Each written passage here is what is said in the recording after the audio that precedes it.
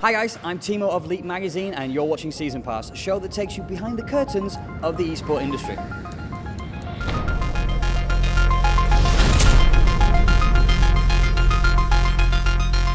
Today's panelists are Sovann, Skim, Kim, the former head of Dota at GoSuGamers, Lawrence Malystryx Phillips, the editor-in-chief at JoinDOTA, and Johan Järvinen, former reporter for OnGamers. Welcome, gentlemen. This time around, we're going to be talking about the future of esports, which is a lovely, lofty topic. But to kick you off,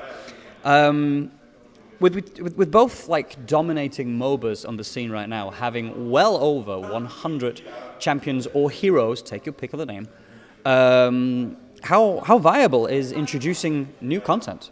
How viable is introducing like new items all the time to spice up the game?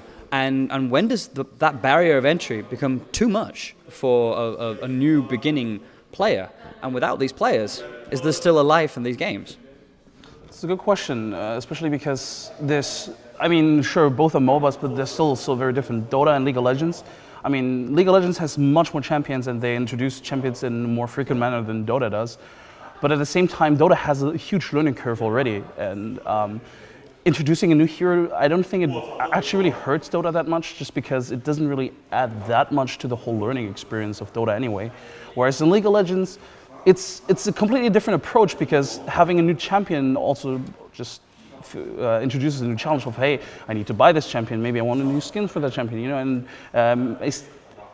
I don't think you can really compare those two in that regard, but at the same time, if we do compare those two, I think introducing new challenges is still good to make the game more viable and more entertaining, because yes, it may be difficult for newbies to take in, but at the same time, those people that are those veterans that have played this game day in, day out, they're gonna get bored if there's nothing new. So they need to strike a balance of, okay, we're gonna introduce maybe like one hero a year or one every like 3 months, 5 months or whatever. Just strike a certain balance to serve those veterans right, but at the same time not make it too difficult for those newbies. I'm going to disagree about that one. Surprise! No, but like, for real, in terms of these games, when we have these big patches, when we introduce a lot of new things, I mean, for one thing, only a certain number of heroes are going to be truly the top tier of heroes.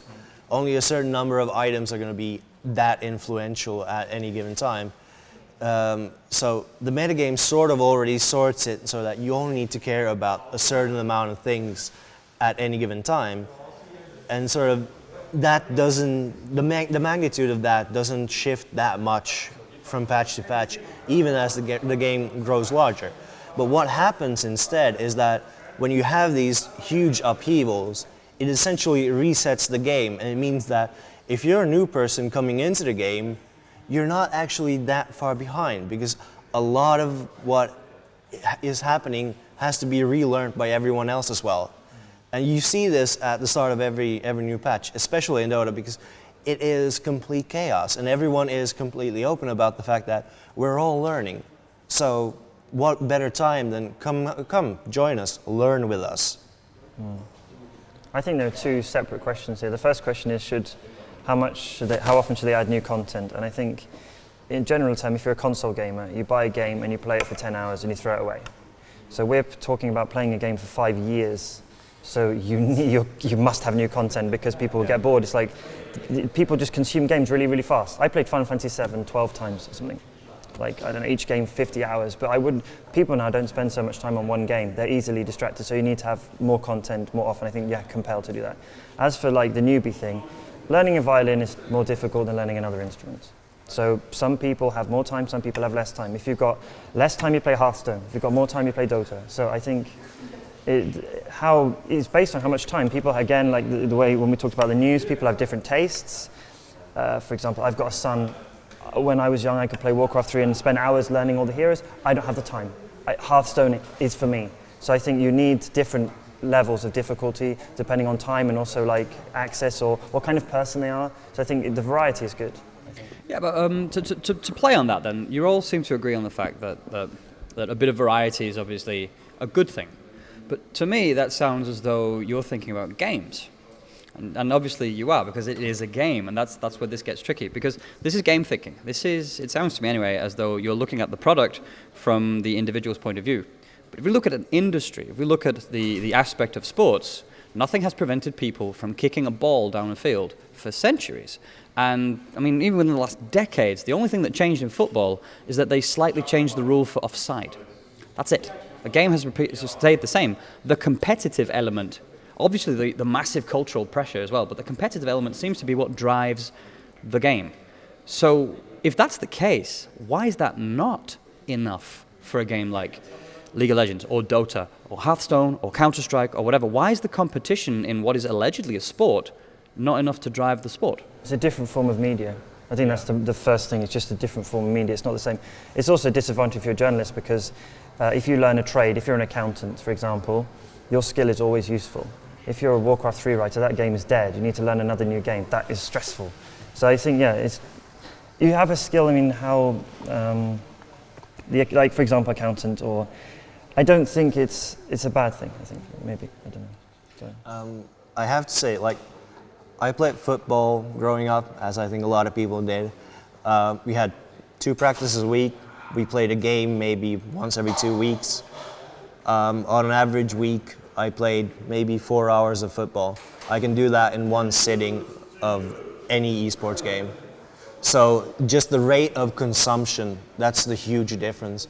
Because in traditional sports, you just don't consume it as quickly. But why do we need to be a traditional sport? I don't understand why. Yeah, we don't need to be a traditional sport. Yeah, that's part of the thing. Like, we've created, like, games are something that you just engage with and that you consume and that you sort of work with in a completely different manner from sports. So for us, yeah, we need that variety, because we're going, like, if this is going to last at the rate of consumption, then it has to be spiced up every now and then. Is poker a sport? What do we call poker? It's competitive? No, poker is poker. Poker is poker. It's not a sport and no one cares. Poker is poker. So eSports is eSports. We don't need to be sports. We just happen to have some of the same letters in our name. That's it, really, I think. Well, I think the example though is, like, football doesn't need much balancing in terms of, like, like, if we do consider some of those players sport, are like, clearly OP. Messi, for example, but they all have. It's completely different, because in esports there's like kinks you need to work out, and there's, like, as Sansu said, like, this big rate of consumption. Like, I'm not going to play football 100 times a week, whereas I could technically play Dota 100 times a week if I wanted to. And in those 100 times I play, I do figure out a lot of stuff that may or may not seem completely overpowered. Whereas in football, what can you actually figure out that's overpowered? If you do figure out something that's overpowered, like, for example, Barcelona, that had this really strong passing era when they were, like, dominating all of Europe, people still adapted to it, but it's something that FIFA's not going to say, okay, we're just going to deflate the ball by, like, I don't know, we're just going to make it a bit lighter. We're just going to make it lighter for, like, I don't know, 100 games or something, so that we nerf Juventus. Yeah. I don't know. This is not going to happen. And whereas yes, eSports is an industry, but at the same time, it's still a video game. But that's actually, I was hoping we'd get to this bit, because that's kind of where I want to go with this. So looking at it, we obviously recognise that this is a very different thing. Yeah. The future of the game then must necessitate that we adapt our view on said thing. Because right now, the way we talk about it, the way we set up leagues, the way we do these things, even the way we present our games with the forecasters and the headsets and the Super Bowl-like attire and setup, we're mimicking what we know as an industry. We're mimicking what we understand culturally. That's the beginning, though. That's what everyone does. You copy what exists already and then you expand. So I think, obviously, I don't know what else we're going to do in, like, people's bedrooms and they're, like, in their pajamas. I mean, that's the first step, and then after that we'll work it out, I think. But where do you see it going then? Now we're moving into prediction territory, which is always iffy. But what do you see needs changing in order for this to kind of to do its thing, or does anything need changing? I mean, do you think it's heading nicely where it wants to go?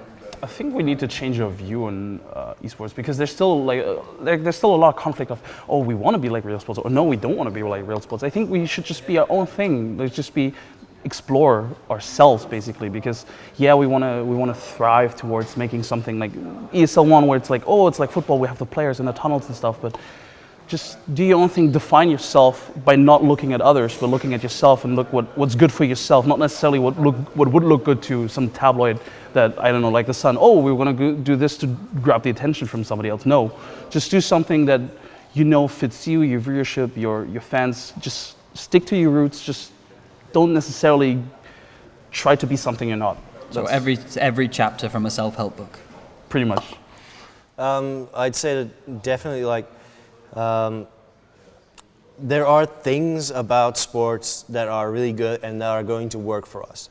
Almost everything about how you take care of players, about how you improve the team, analysts, coaches, management, team psychologists, people who work with them physically so that, to ensure that they are physically fit, that they have the stamina required, because sitting and playing games for 12 hours a day is really taxing. It's grueling. So there's a lot of this stuff that we can absolutely use that comes from sports. But then there are other things that we might not need. And for example, right now we're in a football stadium. That's probably not where we're gonna stay. As we evolve, we're gonna need our own stadiums, and they're going to need to serve our purposes, and those are different from traditional sports. So there is sort of a lot that has gone before us that we can learn from, but we have to take that, we have to try it out, and we have to adapt it to our needs when we see that it doesn't quite fit. So you asked if we should change anything. I'd say no. I mean, for example, people play their phones all the time, and my mum thinks that's really weird. She's like, oh, when I was young, no one played their phone. But when I grow up, my son grows up and he grows up, everyone's got a phone. So esports won't be weird. I just think it's just weird now. So I think over time it will become normal, and I don't think for example, MLG, for example, we gave players a gold medal, and they said we're like an athlete. But I think you don't need to be like an athlete to get acceptance. I think most of it is sort of insecurity about this is not a real thing, I want to impress my parents and I'm an athlete. But I think over, maybe 30 years it'll be a normal thing. You don't need to change anything, I think. It's just, perception maybe. I think that's a very good keynote to actually stop on. You seem to have a knack for ending these programs. Have you noticed that? With that, thank you all for viewing. For more on Season Pass, stay tuned to theMac.com. Thank you, gentlemen.